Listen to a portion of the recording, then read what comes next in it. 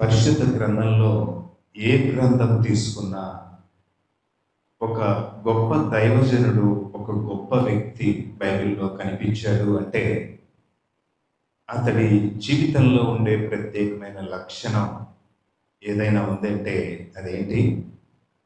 ప్రార్థన చేయటం. ఏ దైవజనుడు కూడా ప్రార్థన అనేది లేకుండా గొప్పవాడిగా మనకు కనపడదు. మనం ఎవరిని తీసుకున్నా బైబిల్లో ప్రార్థన అనేది ఆ వ్యక్తిలో ఉండేటువంటి లక్షణంగా, ఒక జీవితంలో అదొక అలవాటుగా మనకు కనిపిస్తూ ఉంటుంది. నూతన సంవత్సరంలో మనం ఎన్నెన్నో వాగ్దానాలు తీసుకుంటూ ఉంటాం కదా. వాగ్దానాలు తీసుకుంటాం లేదా ప్రార్థన చేసి దేవుని దగ్గర నుంచి పొందుకుంటాం.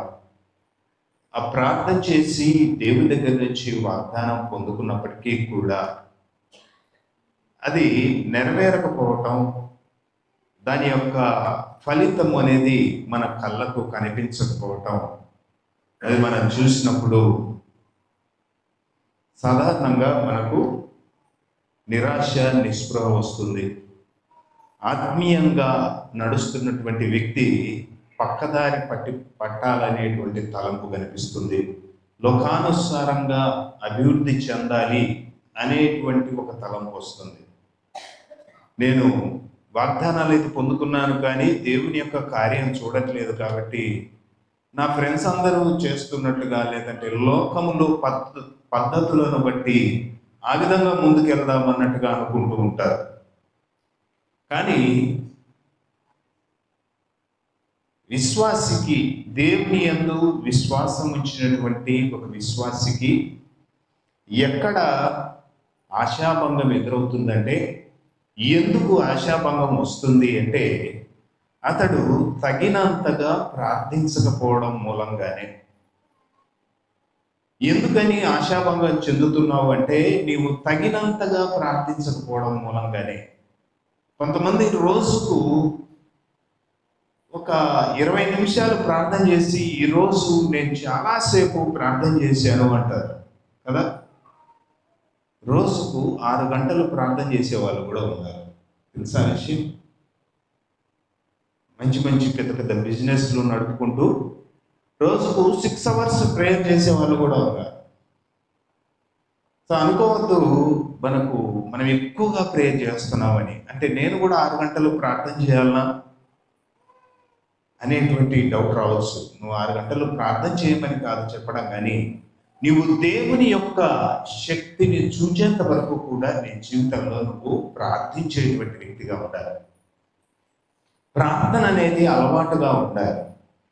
పరిశుద్ధాత్మ దేవుడు నిన్ను ప్రేరేపించిన కొలది నువ్వు ప్రార్థించేటువంటి వ్యక్తిగా ఉండాలి. ప్రార్థన చేస్తూ ఉన్నప్పుడు నిజంగా పరిశుద్ధాత్మ దేవుడు మనుషులను ప్రేరేపిస్తాడు. ఇంకో విషయం తెలుసా? ప్రార్థన చేసేటప్పుడు నీకు సహకారిగా పరిశుద్ధాత్మ దేవుడు నీ వద్దకు వస్తాడు. మీరు ఎప్పుడైనా నేను అన్ని భాషల్లో మాట్లాడడం చూసారా చర్చిలో?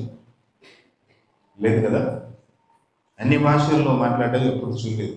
కానీ ఇంట్లో ఉన్నప్పుడు, ఒక్కరున్నప్పుడు, దేవుడు ఆయా విషయాలు ప్రేరేపించినప్పుడు, ఆయా విషయాలు దేవుని సన్నిధిలో పెట్టినప్పుడు పరిశుద్ధాత్మ దేవుడు బలంగా దిగి వచ్చి ప్రార్థన చేపించేటువంటి అలవాటు, పరిశుద్ధాత్మలో ప్రార్థించేటువంటి అలవాటు నాకుంది.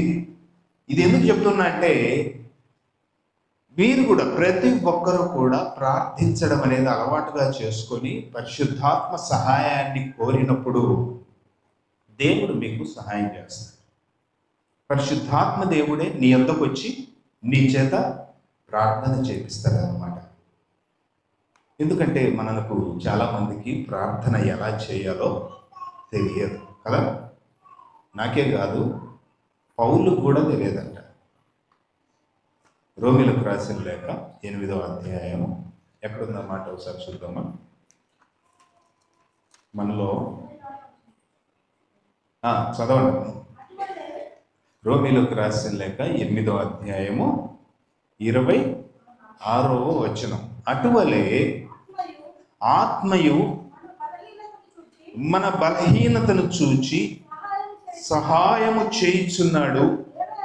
ఏలయనగా మనము యుక్తముగా ఎలాగ ప్రార్థన చేయవలనో మనకు తెలియదు గాని చెప్తూ ఉన్నాడు. యుక్తముగా అంటే సరి అయిన రీతిలో ఎలా ప్రార్థన చేయాలో మనకు తెలియదు అని చెప్తూ ఉన్నాడు. సాధారణంగా మనకున్నటువంటి ఆత్మీయమైన నాలెడ్జ్ అనేది చాలా లిమిటెడ్ కదా. ఆత్మీయమైందే కాదు, ఈవెన్ లోకంలో ఉన్న నాలెడ్జ్ కూడా చాలా లిమిటెడ్. ఒక వ్యక్తి ఎంత లిమిటెడ్ అనేది తెలుసుకోవడానికి ఒక చిన్న ఉదాహరణ చెప్తాను. మొన్నటి రోజు ఒక వీడియో చూశాను. అందులో ఆఫ్రికాలోని ఒక ప్రాంతంలో ఏనుగులు వాటికి కేటాయించిన ఆ ప్రాంతాన్ని దాటుకొని మనుషులున్న ప్రాంతాల్లోకి వస్తూ ఉంటాయి. అంటే వాటికంటూ ఒక అభయారణ్యం అంటారు కదా, అభయారణ్యంలాగా కొన్ని వందల ఎకరాలు వాటికి కేటాయించారు గవర్నమెంట్. అయితే వాటిని దాటుకొని మనుషుల ప్రాంతాల్లోకి వస్తూ ఉంటే అక్కడ మనుషులు కొంతమంది దుర్మార్గులైన వాళ్ళు, వేటగాళ్ళు ఇదే అదనుగా భావించి వాటిని చంపాలని, వాటి దంతాలను సొమ్ము చేసుకోవాలనేటువంటి దురాశతో వీళ్ళు ప్రయత్నాలు చేస్తూ ఉన్నారు. ఇటువంటి టైంలో అక్కడ అంతోని అనేటువంటి ఒక వ్యక్తి వీటిని ఎలాగైనా కాపాడాలని నిర్ణయించుకొని వాటి భాష ఏమో ఈయనకు రాదు కదా. వాటికి ఎలా చెప్తే అర్థమవుతుంది, వాటి భాష ఏమో ఈయనకు రాదు. ఏం చేశాడు, రాత్రి అవి వచ్చే టైంలో ఆయన అక్కడ నిలబడి వాటికి ఇంగ్లీష్లోనే చెప్పేవాడంట. ఏమని, మీరు ఇటు రావద్దు, వస్తే మీరు చనిపోతారు, మీరు ఇక్కడికి వచ్చినట్లయితే మీకు అపాయము, మీకోసము అవతల వైపు కొన్ని వందల ఎకరాలు ఉంది, మీరు ఆ స్థలాన్ని ఉపయోగించుకోండి అని ఇంగ్లీష్లోనే చెప్పేవాడంట. గట్టిగా ఇట్లా పెట్టి వాటికి అర్థమయ్యేటట్టుగా ఇలా పెడతారు కదా నోటికి, వాటి గట్టిగా ఆ విధంగా నోట్లో అలా పెట్టి గట్టిగా చెప్తూ ఉంటే ఆయన ఫస్ట్లో పెద్దగా అర్థం చేసుకున్నట్టే కనిపించలేదు. అలా కొన్ని రోజులకు వాటి అధికారి ఉంటాడు. ఏనుగులకు ఒక సమూహానికి ఒక హెడ్ ఉంటాడు అన్నమాట. ఆ హెడ్ ఎక్కడ నడిపిస్తే అక్కడ పోతుంటాయి మిగతాయన్ని. సో ఆ హెడ్కు కొన్ని రోజులకు అర్థమైనట్టుందని ఈయన చెప్పేది అర్థం చేసుకొని అది వచ్చేది కూడా రాకుండా వెనక్కిపోయి ఆయన ఆడ నిలబడి అలా చెప్తూ ఉంటే తొండంతో ఆయన మీద అలా ప్రేమగా అట్ట నిమిరి వెళ్ళిపోయిందంట. వెళ్ళిపోయింది, ఇంకెప్పుడు రాలేదు అది. ఇంకా మళ్ళీ దాటుకొని ఇంకెప్పుడు రాలే. ఈయన చెప్పింది అర్థం చేసుకున్నాయి, వెళ్ళిపోయింది. తర్వాత కొంతకాలానికి ఈ అంతోని అనే అతను చనిపోయాడు. అవేమో ఏనుగులేమో అభయారణ్యానికి అటువైపు ఉన్నాయి, కొన్ని వందల కిలోమీటర్ల దూరంలో. ఈయనేమో ఇటువైపు ఉన్నాడు. ఈయన చనిపోయాడు. చనిపోయినప్పుడు ఆ ఏనుగులన్నీ వచ్చేయండి. చనిపోయిన రోజు ఆయనను చూడ్డానికి ఆ ఏనుగులన్నీ వచ్చి ఆ ఇంటి చుట్టూ 2 రోజుల పాటు ఉండి అవి శ్రద్ధాంజలి ఘటించి వెళ్ళిపోయాయి. ఎవరు చెప్పారు వాటికి ఆయన చనిపోయాడని? ఎవరు చెప్పారు? అంతుబట్టని విషయాలు, భౌతికంగానే అంతుబట్టని విషయాలు చాలా ఉంటే ఆత్మీయంగా ఎన్ని ఉంటాయి అంతుబట్టని విషయాలు, ఎన్నో మిస్టరీస్ దాగి ఉన్నాయన్నమాట. అది దేవునికే తెలియాలి. వాటికి ఎలా తెలిసిందనేది అది దేవునికే తెలియాలి. అలానే ఆత్మీయంగా కూడా ప్రార్థన ఎలా చేయాలో మనకు తెలియదు అంటే నాకు అన్నీ తెలుసు అని అనుకోవద్దు. కొన్ని ప్రార్థనా బుక్స్ చదివి లేదా కొంతమంది దైవజనుల ప్రసంగాలు విని నాకు ఎలా అన్నీ తెలుసు అన్న, నాకు దాదాపు ఆల్మోస్ట్ అన్నీ తెలుసు. నేను యేసన్న గారి వాక్యాలు విన్నా, లేదంటే ఫారిన్ వాళ్ళ వాక్యాలు విన్నా, లేదా ఇండియాలోనే చాలా మంది వాక్యాలు విన్నా, నాకు అన్నీ తెలుసు అని అనుకోవద్దు. మనకు తెలియని చాలా ఉన్నాయి. ఈవెన్ పౌలు గారే చెప్తూ ఉన్నారు, అపోస్తలుడైన పౌలే మనకు యుక్తముగా ప్రార్థన ఎలా చేయాలో తెలియదు కాబట్టి ఏంటంట, పరిశుద్ధాత్మ సహాయం తీసుకోమని చెప్తూ ఉన్నాడు. ప్రేయర్ చేసేటప్పుడు పరిశుద్ధాత్మ యొక్క సహాయం తీసుకొని ప్రార్థన చేయమని చెప్తూ ఉన్నాడు. ఆ విధంగా ప్రార్థన చేసినప్పుడు నీ చేత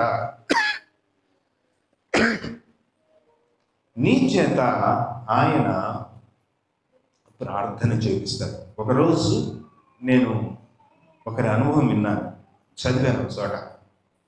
ఆమె ప్రార్థనా మీటింగ్ అని వెళ్తూ ఉంది. ఇంటికాడి నుంచి ప్రార్థనా మీటింగ్ అని వెళ్తూ ఉంటే మధ్యలో, రోడ్డు మధ్యలో ఆమె మీదికి పరిశుద్ధాత్మ దేవుడు బలంగా దిగి వచ్చి అన్య భాషల్లో ప్రార్థన చేయించడం మొదలుపెట్టాడు ఆమెతోటి. రోడ్డు మధ్యలో, మార్గ మధ్యలో ఉంది. ఆమెకి ఏం అర్థం కావడం లేదు. ఆమెకు తెలియకుండానే పరిశుద్ధాత్మ దేవుడు ఆమె చేత ప్రేయర్ చేపిస్తూ ఉంటే ఆమె రోడ్డు పక్కకు వచ్చి అక్కడే మోకరించి పరిశుద్ధాత్మ దేవుడు ఎంతసేపు ఆమె చేత ప్రార్థన చేపిస్తే అంతసేపు ప్రార్థన చేసి మళ్ళీ ప్రేయర్కి వెళ్ళిపోయి ప్రార్థన ముగించుకొని అక్కడ ప్రేయర్ మీటింగ్ చూసుకొని మళ్ళీ ఇంటికి వచ్చిన తర్వాత ఇల్లంతా తాళం పగలగొట్టింది. అన్ని వస్తువులన్నీ చిందరవందరగా పడేసి ఉన్నాయి. ఆమె డబ్బేమో ముందే అక్కడే మంచం మీద పెట్టిందంట. ఏమైందో ఏమో అని ఆమె ఎంతో బాధగా మొత్తం చూస్తుంటే మంచం మీద పెట్టిన డబ్బు, అవి నగలు మాత్రం క్షేమంగా అట్నే ఉన్నాయి. ఇల్లంతా గందరగోళం చేసింది. ఎదురుగా ఉన్నాయి మాత్రం ముట్టుకోలే. అంటే అవి అతనికి కనపడకుండా దేవుడు చేశాడు అన్నమాట. హల్లెలూయా. అందుకే పరిశుద్ధాత్మ సహాయం తీసుకొని ప్రేయర్ చేయమనేది ఎందుకంటే మనకు తెలియని అనేకమైన ప్రార్థనా విషయాలను మన చేత ప్రార్థన చేపిస్తారు. అందుకే దేవుని యొక్క సహాయం, పరిశుద్ధాత్మ సహాయంతో మనం ప్రార్థన చేయాలి. రైట్. సో ఆ విధంగా ప్రార్థన చేస్తూ ఉన్నప్పుడు నీవు విసుగు చెందవు. చాలాసార్లు పదే చెప్పాను కదా. పౌలు కూడా చెప్తాడు, నేను మనసుతో ప్రార్థన చేస్తాను, ఆత్మతో ప్రార్థన చేస్తాను. మనసుతో పాడుదును, ఆత్మతో పాడుదును. ఫస్ట్ యాక్చువల్గా మనసుతో ఉండదు. బైబిల్ ఏముంటుంది, నేను ఆత్మతో ప్రార్థన చేస్తును, మనసుతోనూ ప్రార్థన చేస్తాను. ఆత్మతో పాడుదును, మనసుతోనూ పాడుదును అంటే పరిశుద్ధాత్మలోనే ఎక్కువగా ప్రేయర్ చేస్తాడు, మనసుతో తక్కువసేపు ప్రార్థన చేస్తాడు. నిజంగా హోలీ స్పిరిట్తో నింపబడ్డప్పుడు, పరిశుద్ధాత్మతో నింపబడ్డప్పుడు నువ్వు ప్రార్థన చేయడం మొదలు పెడితే తెలుగులో మహా అంటే ఒక 5 నిమిషాలు 10 నిమిషాలు ప్రార్థన చేస్తే, ఒక గంట సేపు ప్రార్థన చేస్తే, మిగతా లాంగ్వేజ్ అంతా కూడా అది నీకు తెలియని లాంగ్వేజ్లోనే పరిశుద్ధాత్మ దేవుని చేత ప్రేయర్ చేపిస్తారు. ఈ అనుభవం అనేది అందరికీ ఉంటుందా అంటే ఉండాలి. దేవుడిని అడిగితే ఇస్తాడు. హల్లెలూయా. కాబట్టి ఈరోజు వాస్తవానికి వాక్యం ఏంటంటే లూకా సువార్త 18వ అధ్యాయం 1వ వచనం, వారు విసుకక నిత్యము ప్రార్థన చేయుచుండవలెను.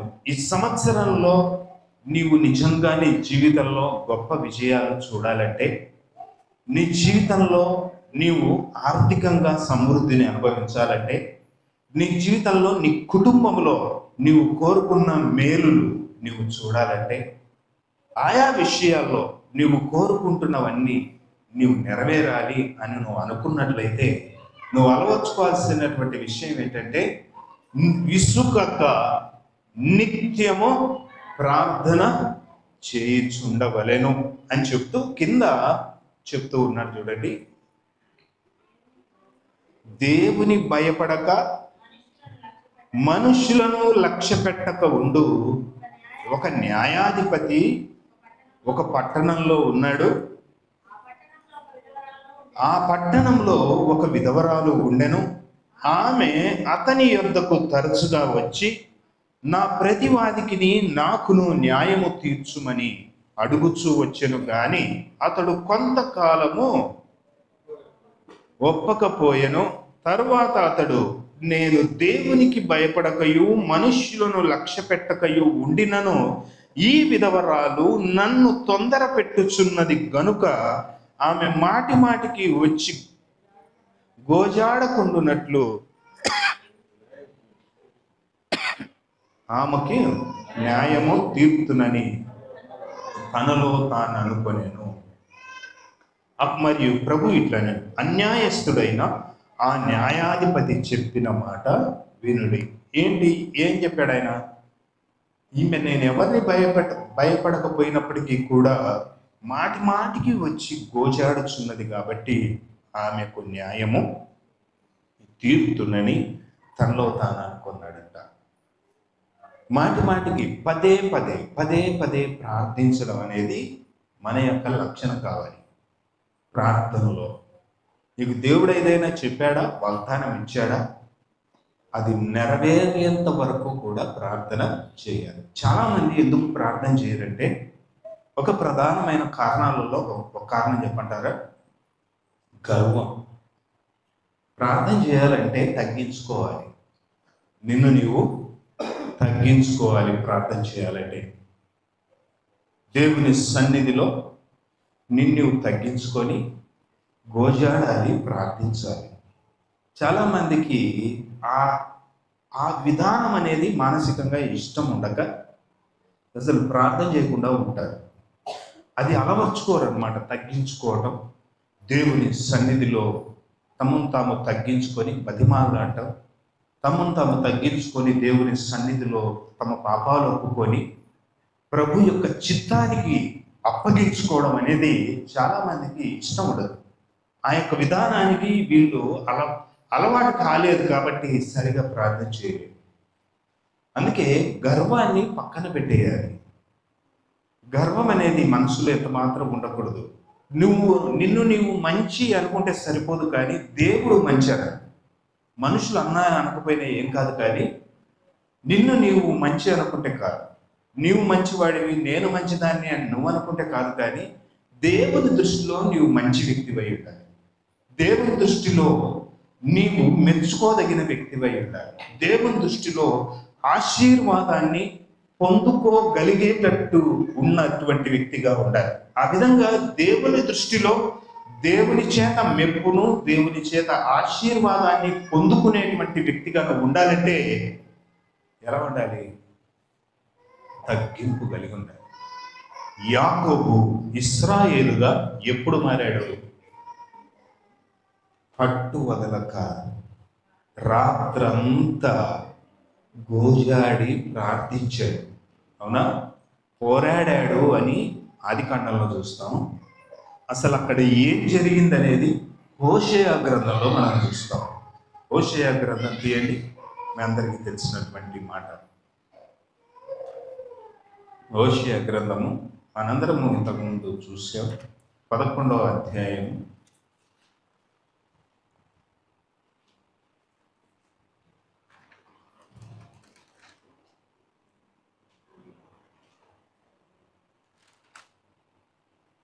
12వ అధ్యాయం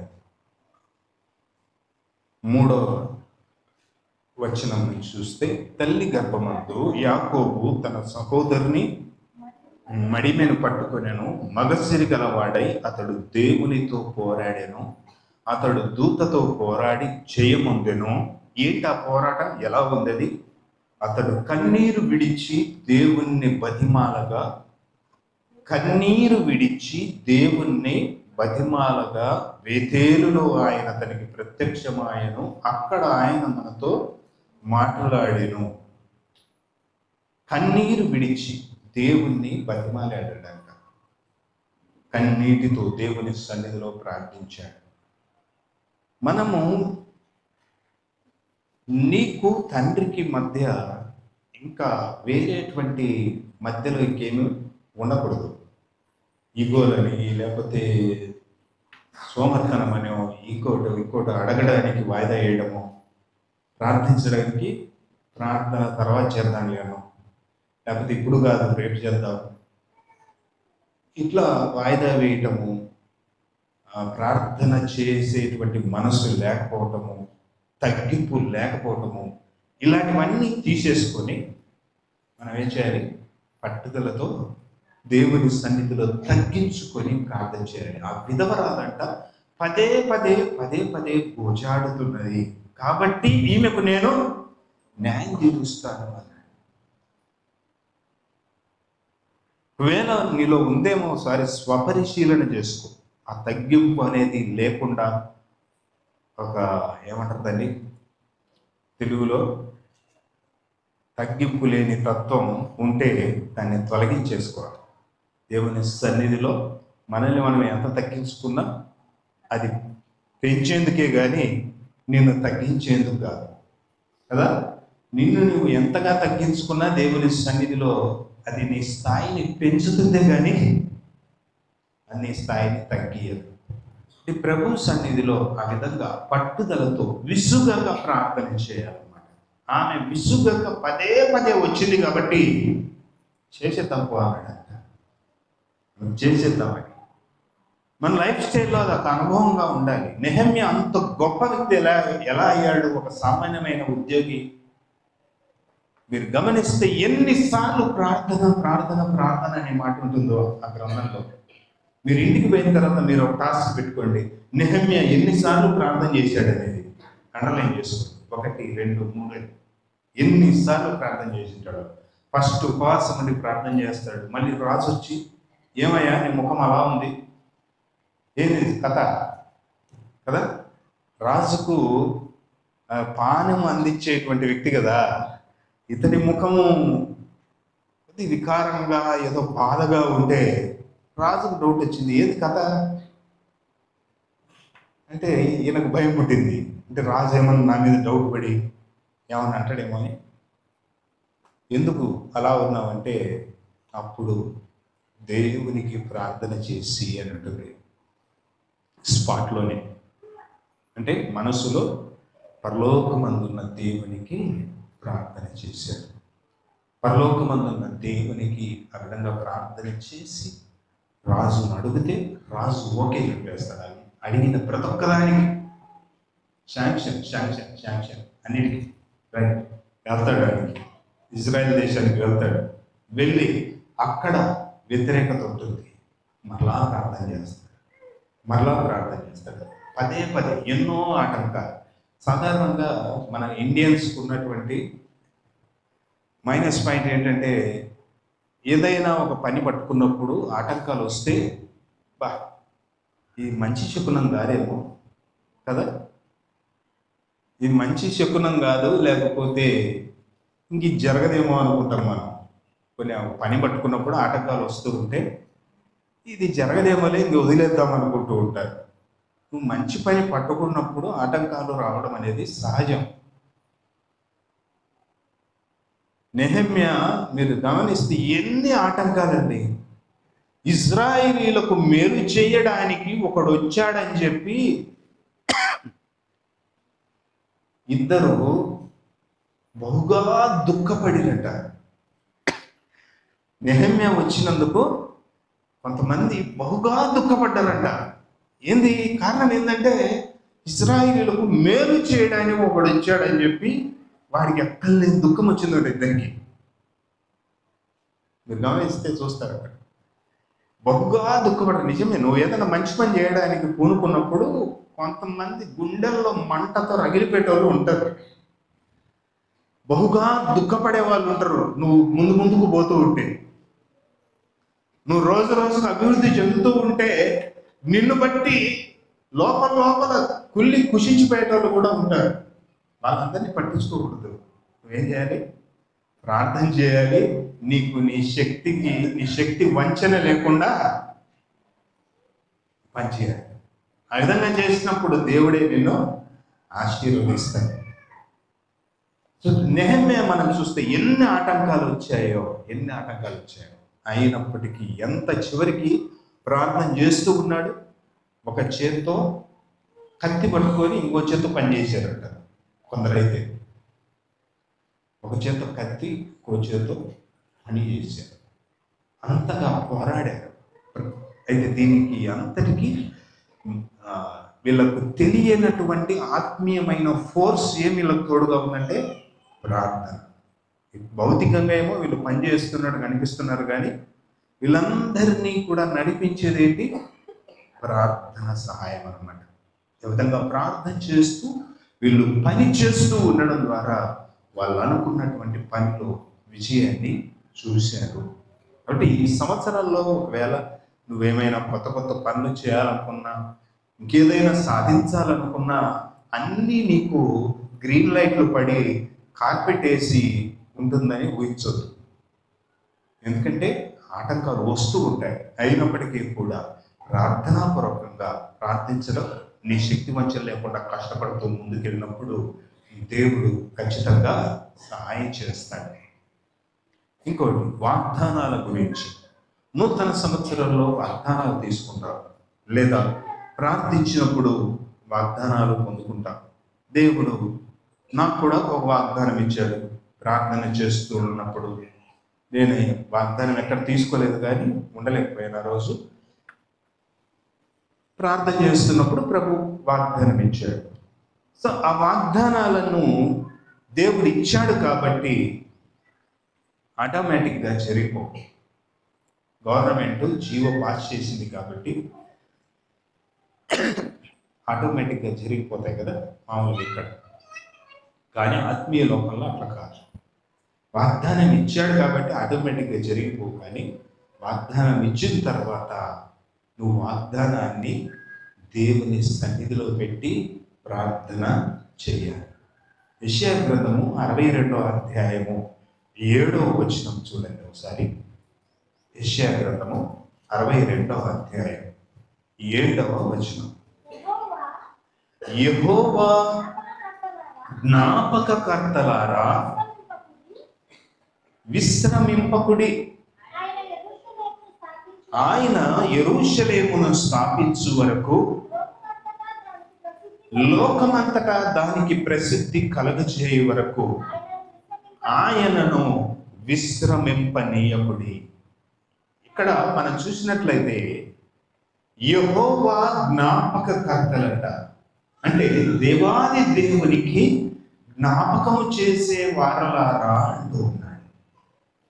అంటే దేవునికి, ప్రభువా నువ్వు చెప్పావు కదా ఫలానా పని చేస్తానని, నువ్వు ఫలానా కార్యం జరిగిస్తానని చెప్పావు కదా, ఆ కార్యము జరిగించు అని జ్ఞాపకము చేసేవారు అంటున్నాడు. ఎవరిలో? ప్రార్థించేవారు. యెహోవా జ్ఞాపకకర్తలంట, దేవునికి జ్ఞాపకం చేసే వాళ్ళంట. ప్రభువా నువ్వే కదా ఫలానా మా దేశంలో ఈ కార్యం చేస్తా అన్నావు, నువ్వే కదా నా జీవితంలో ఈ కార్యం చేస్తా అన్నావు, నువ్వే కదా మా చర్చిలో ఈ కార్యం చేస్తా అన్నావు, నువ్వే కదా నా బిడ్డ జీవితంలో ఈ గొప్ప కార్యం చేస్తా అన్నావు, నువ్వే కదా నా జీవితంలో అద్భుతం జరిగిస్తా అన్నావు అని దేవునికి జ్ఞాపకం చేసేవారంట. దేవుడు నీకు ఏదైనా వాగ్దానం ఇచ్చినప్పుడు నువ్వు దాన్ని తీసుకొని మర్చిపోవద్దు, కానీ దేవుని సన్నిధిలో పెట్టి నీవు జ్ఞాపకం చేసేటువంటి వ్యక్తిగా, పదే పదే ప్రార్థనలో దాన్ని ఎత్తిపట్టి ప్రార్థించేటువంటి వ్యక్తిగా ఉండాలి. ఆ విధంగా పదే పదే ఎత్తిపట్టి ఆ యొక్క దేవునికి జ్ఞాపకం చేయడం ద్వారా దేవుడు ఆ కార్యం జరిగిస్తాడు. ఎంతవరకు జ్ఞాపకం చేయాలంట చూడండి. ఆయన యెరూషలేమును స్థాపించు వరకు, లోకమంతటా దానికి ప్రసిద్ధి కలగజేయు వరకు ఆయనను విశ్రమింపనీయకుడి. అంటే ఎట్లా అంటే, నేను నిద్రపోను, నిన్ను నిద్రపోని. ప్రభువా నేనైతే ఈ కార్యము నువ్వు నా జీవితంలో చేసేంత వరకు నిద్రపోయేది లేదు, నిన్ను కూడా నిద్రపోనిచ్చేది లేదు. ఈ కార్యము జరగాల్సింది. హల్లెలూయా. అలా దేవునికి జ్ఞాపకం చేయాలంటే దేవుని యెహోవా జ్ఞాపకకర్త, ప్రభు దగ్గర జ్ఞాపకం చేసేవాళ్ళంట. నువ్వు జ్ఞాపకం చేస్తూ ఉన్నావా? ఈరోజు ప్రశ్న. దేవుడు నీకు, నువ్వు ప్రార్థన చేసినప్పుడు నీకు కొన్ని వాగ్దానాలు ఇచ్చాడు కదా, వాటిని ప్రతిరోజు దేవుని సన్నిధిలో జ్ఞాపకం చేస్తున్నావా? అలవర్చుకోవాలి. ఇక ముందు మనం అలవర్చుకోవాలి. క్రిస్టియానిటీ అనేది వేదాంతం కాదు. క్రిస్టియానిటీ అనేది మన డైలీ లైఫ్కు సంబంధించింది. అదేదో జీవితాలకు బయట ఉన్నది కాదు, మన జీవితంతో ముడిపడి ఉన్నదన్నమాట. నీకు ఇచ్చిన వాగ్దానాలను నీవు దేవుని సన్నిధిలో జ్ఞాపకం చేసి ప్రార్థించినప్పుడు ఆయన ఖచ్చితంగా నెరవేరుస్తాడు. హల్లెలూయా. ఎందుకంటే 64వ అధ్యాయము 4వ వచనంలో మనం ఎందుకు ప్రార్థన చేయాలంటే, యెషయా గ్రంథము 64వ అధ్యాయం 4వ వచనంలో మనం చూస్తే ఇలాంటి దేవుడు ఎక్కడా లేదంట. హల్లెలూయా. చూడండి ఒకసారి. తన కొరకు కనిపెట్టు వాని విషయమై నీవు తప్ప తన కార్యము సఫలము చేయు మరి ఏ దేవుణ్ణి ఎవడును ఏ కాలమున చూచి ఉండలేదు. అట్టి దేవుడు కలడన్న సమాచారము మనుషులకు వినబడలేదు అంటున్నాడు. పైన 2 లైన్లు మనకు ముఖ్యం.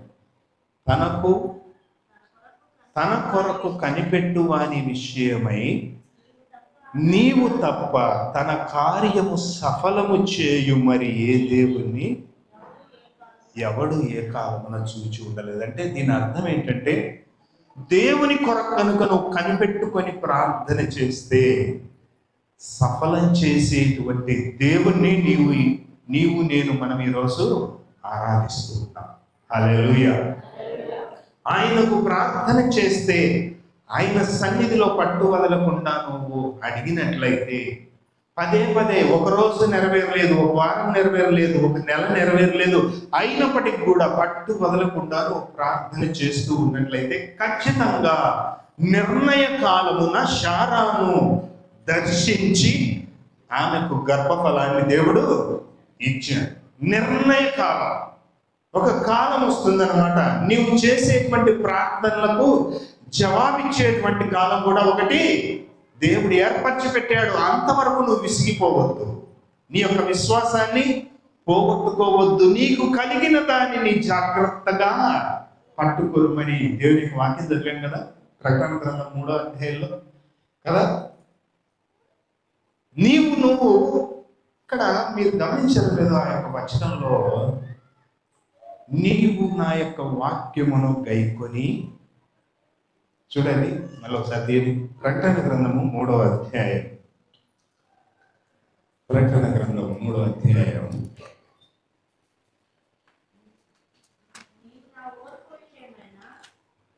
నీవు నా ఓర్పు విషయమైన 10వ వచనం, వాక్యమును గైకొంటివి గనుక భూనివాసులను శోధించుటకు లోకమంతటి మీదికి రాబోవు శోధన కాలములోను. ఇక్కడ ఒక పాయింట్ ఉంది చూడండి, మీరు జాగ్రత్త గమనించారు. నేనును నిన్ను కాపాడేదని అంటున్నాడు. అంటే ముందు ఎవరు ఏదో చేసి ఉంటే కదా చెప్పాల్సింది, అర్థమైందా? నేనును నిన్ను కాపాడేదను అంటూ ఉన్నాడు. మరి ఎవరు కాపాడారు? ఏం కాపాడారు? ముందు ఎవరు ఏదో కాపాడితే అప్పుడు దేవుడు అంటున్నాడు నేనును నిన్ను కాపాడేదని అంటాడు కదా. అంటే అక్కడ తెలుగులో మనకు కరెక్ట్ కనిపించలేదు, కానీ ఇంగ్లీష్ బైబిల్లో చూస్తే నీవు నా వాక్యాన్ని జాగ్రత్తగా భద్రపరుచుకున్నావు కాబట్టి, అంటే వాక్యాన్ని నువ్వు కాపాడుకున్నావు కాబట్టి, నేను ఇచ్చినటువంటి వాక్యాన్ని నువ్వు జాగ్రత్తగా కాపాడావు కాబట్టి నేను కూడా నిన్ను కాపాడుతాను అంటాడు అనమాట అక్కడ. హల్లెలూయా. దేవుడు నిన్ను అక్కడ ఆయన వాక్యాన్ని కాపాడాడట, దేవుని యొక్క వాక్యాన్ని. కాబట్టి నేను నిన్ను కాపాడతాను. దేవుడు యొక్క కాపుదల నీకు ఎప్పుడు ఉండాలంటే దేవుని యొక్క వాక్యం ఎప్పుడు నీలో ఉండాలి. హల్లెలూయా. నేను నిన్ను కాపాడేదను. ఏంటి ఫిలదెల్ఫియా సంఘానికి ఉన్నటువంటి ప్రత్యేకత అంటే, ఆ యొక్క సంఘము మిగతా సంఘాలు లాంటిది కాదు. ఈ సంఘము మనం చూసినట్లయితే అన్ని మిగతా సంఘాలకు రివర్స్గా ఈ సంఘానికి జరుగుతూ ఉంటాయి. మిగతా సంఘాలను బెదిరించిన వాళ్ళు ఈ సంఘం దగ్గరికి వచ్చి కాళ్ళ దగ్గర పడతారు. గమనించారు? మిగతా సంఘాలకు శ్రమ ఉన్న చోట ఈ సంఘానికి నూతనమైన ద్వారాలు తెరవబడుతూ ఉంటాయి. ఏంటి కారణం? ఏంటంటే వాక్యం, దేవుని యొక్క వాక్యాన్ని కాపాడుకున్నారన్నమాట. దేవుని యొక్క వాక్యాన్ని శ్రద్ధగా కాపాడుకున్నారు కాబట్టి, అంటే తమలో ఉంచుకొని వాక్యానుసారంగా జీవించేటువంటి జీవితాన్ని కలిగి ఉన్నారు కాబట్టి ఏమంటున్నారు? దేవుడు శోధన కాలములో నేనును నిన్ను కాపాడుతాను. దేవుడు నిన్ను కాపాడుతాడు.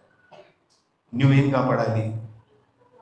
దేవుని యొక్క వాక్యాన్ని కాపాడుకోవాలి. వాక్యానుసారంగా ప్రార్థించేటువంటి వ్యక్తిగా ఉండాలి. దేవుని యొక్క వాక్యానుసారంగా ప్రార్థించాలి. ప్రతిరోజు వాగ్దానాలు తీసుకుంటే సరిపోదు, కానీ వాటి కొరకు మనము ప్రార్థించేటువంటి వ్యక్తిగా, ప్రతిరోజు దేవుని సన్నిధిలో యెహోవా జ్ఞాపకకర్తగా మనము ఆ వాక్యాన్ని ఎత్తిపట్టి, ప్రభువా నీవే కదా చేస్తాను, నీవే కదా ఈ కార్యం జరిగిస్తాను, నా జీవితంలో ఈ కార్యము జరిగించు అని దేవుని సన్నిధిలోనూ చేసేటువంటి ప్రార్థన ఖచ్చితంగా జవాబును నీకు తీసుకొని వస్తుంది. హల్లెలూయా. కాబట్టి ఈ మాటలు విన్నటువంటి మనం, ప్రియ సహోదరి సహోదరుడా, ప్రతిరోజు ప్రార్థించేటువంటి వ్యక్తులుగా ఉందాం. ప్రార్థన మన జీవితంలో పోయిన డిసెంబర్ 31 రోజు అని అనుకుంటాను, 80% ఫలితాలకు 20% పనులే కారణం అవుతాయి కదా, నిజమే కదా. సో కాబట్టి మనము లైఫ్లో ఏమేమో చేయాలి, ఏదేదో సాధించాలి. సాధారణంగా నిన్నటి రోజు కూడా మా స్నేహితులతో చెప్తూ ఉన్నాను, సేవకుడే అతను కూడా, ఆయనతో ఎందుకు ఎక్కువ పని చేయలేకపోతున్నామంటే దేవుని పని ఆలోచించడమే కానీ చేసింది తక్కువ. ఏంటి? దేవుని పని చెయ్యాలని రోజంతా ఆలోచిస్తూ ఇంకా చేసినట్టుగా ఫీల్ అయిపోతున్నాం అన్నమాట చాలామంది కదా. చాలామంది తమ అనుకున్న పనుల గురించి ఆలోచించడం మీదనే మెయిన్ ఎక్కువ దృష్టి పెడతారు, చేసే పని మాత్రం కొద్దిసేపే ఉంటుంది. అవునా కదా? డెడ్ లైన్ దగ్గర పడ్డప్పుడు ఎంత బాగా పనిచేస్తాం, ఎంత స్పీడ్గా పనిచేస్తాం. రోజంతా చేసే పని 1 గంటలో ముగించేస్తాం డెడ్ లైన్ దగ్గర పడితే కదా.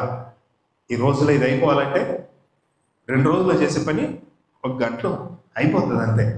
మరి ఆ యొక్క పొటెన్షియల్ ఏదో ముందే చూపించింటే, ఆ యొక్క పొటెన్షియల్ ఏదో ముందే చూపిస్తే మిగతా టైం అంతా హ్యాపీగా ఉండొచ్చుగా, రిలాక్స్గా.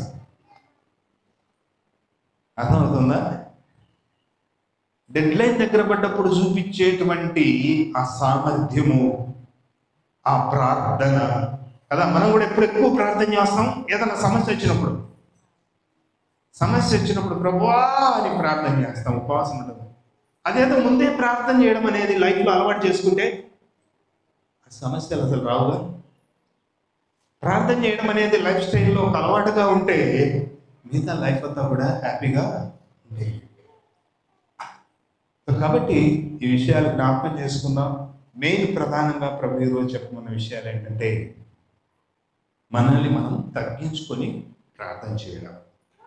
హిజ్కియా మనం గురించి మనం చూసినట్లయితే, మీరు 2వ రాజుల గ్రంథము 19వ అధ్యాయము ముందు, అంటే 18వ అధ్యాయము చివరి భాగంలో మనం చూస్తే, అక్కడ అష్షూరు రాజు అయిన సన్హెరీబు హిజ్కియా ఉన్నటువంటి యూదా రాజ్యం మీదకి దండెత్తి రావడం మనం చూస్తాం. యూదా రాజ్యం మీదకి దండెత్తి వచ్చినప్పుడు, సన్హెరీబు వచ్చినప్పుడు వీళ్ళందరూ సైలెంట్గా ఉండిపోతారు. ఏం చేయాలో అర్థం కాదు. సన్హెరీబు అంటే గొప్ప రాజు, లక్షల మంది సైన్యం. యూదా రాజ్యం అంటే చిన్న రాజ్యం. ఇజ్రాయెల్ ఉంది కదా, ఇప్పుడు ఇజ్రాయెల్ దేశం ఉంది కదా, అది 2 రాజ్యాలుగా విడిపోయింది. ఇప్పుడు సొలొమోను తర్వాత 2 రాజ్యాలుగా విడిపోయి, ఒకటి యూదా రాజ్యము, ఒకటి ఇది ఇశ్రాయేలుగా ఇట్లా పరిపాలించబడుతూ ఉండేది. ఈ యొక్క చిన్న రాజ్యం మీదకి భయంకరమైన రాజు దండెత్తి వచ్చాడు. ఇటువంటి సమయంలో హిజ్కియాకు ఏం చేయాలో పాల్గొలేదు. ఎంతగానో బాధపడ్డారు. వెళ్ళి ప్రవక్త దగ్గరికి, యెషయా ప్రవక్త దగ్గరికి సేవకులను పంపించాడు. ఈయన కూడా 19వ అధ్యాయంలో మనం చూస్తే ఆయన ఉపవాసం ఉండి ఆ గోనెపట్ట ధరించుకొని వారి యొక్క మాటలన్నీ విని సైలెంట్గా ఉండి, వాళ్ళు ఏమనరు. శత్రువులు వచ్చి ప్రగల్భాలు పలుకుతుంటే సైలెంట్గా ఉంటారు, ఏమనరు, డైరెక్ట్గా దేవుని మందిరంలోకి వెళ్తారు. ఉపవాసం ఉండి ప్రార్థన చేయడానికి పూనుకుంటాడు. యెషయా చెప్పినప్పుడు యెషయా ఏం కాదు, ధైర్యం ఉండమని చెప్తాడు. ఆయన మళ్ళీ వస్తారు, మళ్ళీ ఇంకొక లెటర్ పంపిస్తారు. లెటర్ పంపించి భయంకరంగా దాంట్లో దూషిస్తూ దేవుణ్ణి తక్కువ చేస్తూ అలా మాట్లాడినప్పుడు ఇంకా యెషయా ఏం చేస్తాడు, హిజ్కియా ఏం చేస్తాడంటే డైరెక్ట్గా దేవుని మందిరంలోకి వెళ్ళి శత్రువులు ఏ లెటర్ అయితే పంపించారో ఆ లెటర్ను దేవుని మందిరంలోనే పరిచి, ప్రభువా చూడు అని దేవుని సన్నిధిలో ప్రార్థన చేయడం మొదలు పెడతాడు. ప్రార్థన చేస్తాడు తగ్గించుకొని. రాజును కదా, సేవకుల ముందు ఈ విధంగా భయపడితే బాగుంటుంది కదా, నేను రాజును కదా, ఈ విధంగా సేవకులందరి ముందు సాష్టాంగ పడితే ఏం బాగుంటుంది అని అనుకోలేదు. దేవుని సన్నిధిలో తను తాను తగ్గించుకొని ప్రార్థన చేస్తాడు. ఆ ప్రార్థనకు జవాబుగా మరలా దేవుడు యెషయాను పంపించి యెషయా ద్వారా ప్రవచనం చెప్పిస్తాడు. ఆ వచ్చిన ఆ సన్హెరీబు అనే రాజుకు జరగబోయేది. తర్వాత ఒక్క దేవదూత వచ్చి ఏం చేస్తాడు, 1,85,000 మంది సైన్యాన్ని ఒక్క రాత్రి సంహరించి వేస్తాడు. ఇది ఎందుకు చెప్తున్నంటే అతడు ప్రార్థనలో దేవుని మీద ఆధారపడ్డాడు. మన లైఫ్లో మరి హిజ్కియా ఏమన్నా పనికి మనోడా? మీరు గమనిస్తే ముందు 18వ అధ్యాయం మొదటి నుంచి మీరు చదువుకుంటూ వస్తే హిజ్కియా గురించి దేవుని యొక్క వాక్యము మంచి సాక్ష్యం చెప్తుంది. ఇటువంటి వాడు లేడట. దావీదు తర్వాత రాజులలో యూదా రాజ్యంలో ఇటువంటి వాడు లేడంటాడు. అంత గొప్ప వ్యక్తి, అసలు ప్రజలందరినీ దేవుని తట్టు తిప్పడానికి పూనుకున్నటువంటి వ్యక్తి. అటువంటి వాడి మీదకి శత్రువు దాడి చేయడానికి వచ్చినప్పుడు అనుకోవద్దు, ఏదైనా నీకు ఆటంకం కలిగినప్పుడు నాలో ఏదైనా తప్పు ఉందేమో అని అనుకోవద్దు. కానీ సర్వశక్తిమంతుడైన దేవుని తట్టు తిరగడం అలవాటు చేసుకో. ఏదైనా సమస్య వచ్చినప్పుడు ఎంబడే నిన్ను నీవు తిట్టుకోవడం ఇది అలవాటు కొంతమందికి కదా. ఏదైనా సమస్య వస్తే ఏది నా బతుకు పొద్దు, ఏది నా బతుకు, ఎప్పుడు ఈ సమస్యలు అని తిట్టుకుంటా ఉంటారు. అటువంటివి అవుతుంది. దేవుని సన్నిధిలో ఏదైనా సమస్య వస్తే వెంటనే ప్రభు సన్నిధికి వెళ్ళి, ప్రభు ఇది సమస్య, పరిష్కరించేవాడివి నీవు అని ప్రభుకు అప్పగించాలి. ఆ విధంగా ప్రార్థన చేశాడు, దేవుడు చేయనిచ్చాడు. అయితే ఇక్కడ ఒక మాట చెప్పాలనుకున్నాను, అది మర్చిపోతానేమో అని మరలా హిజ్కియా గురించి చెప్పాల్సి వచ్చింది. ఏంటంటే దేవుడు అంత గొప్ప విజయం ఇచ్చేది ఎందుకు అంటే కారణం చెప్తారు. చూడండి, 2వ రాజుల గ్రంథం 19వ అధ్యాయం 34వ వచనం ఒకసారి చూడండి. నా నిమిత్తమును నా సేవకుడైన దావీదు నిమిత్తమును నేను ఈ పట్టణమును కాపాడి రక్షించుదును. హల్లెలూయా. ఎవరి నిమిత్తం అంట? నా నిమిత్తం అని దేవుడు చెప్తూ ఇంకొక పేరు చెప్తున్నాడు. ఎవరికి? దావీదు నిమిత్తం. ఎన్ని తరాలు గడిచిపోయింది ఈ టయానికి, హిజ్కియా టయానికి చాలా తరాలు గడిచిపోయాయి. అయినా కానీ దేవుడు ఎవరి పేరు చెప్తున్నాడు? నా సేవకుడైన దావీదు నిమిత్తము ఈ పట్టణాన్ని కాపాడుతాను అంటాడు. హల్లెలూయా. నీవు దేవుని దృష్టిలో ఒక స్పెషల్ పర్సన్గా ఉండాలనుకుంటున్నావా? దేవుని దృష్టిలో ఒక ప్రముఖమైన వ్యక్తిగా ఉండాలని నువ్వు ఆశపడినట్లయితే నీలో ఉండాల్సిన ప్రముఖమైన లక్షణం ప్రార్థన, దేవునితో సహవాసం. దావీదును అంత స్పెషల్ పర్సన్గా మార్చింది ఏంటి? దావీదు జీవితంలో ఉన్న ప్రార్థనా జీవితం, స్తుతించేటువంటి జీవితం. హల్లెలూయా. అంతేకాదు, దావీదు 2వ సమూయేలు గ్రంథము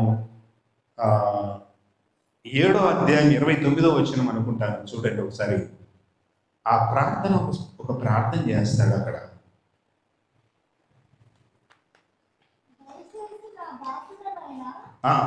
దయచేసి నీ దాసుడనైనా నా కుటుంబము నిత్యము నీ సన్నిధి ఉండునట్లు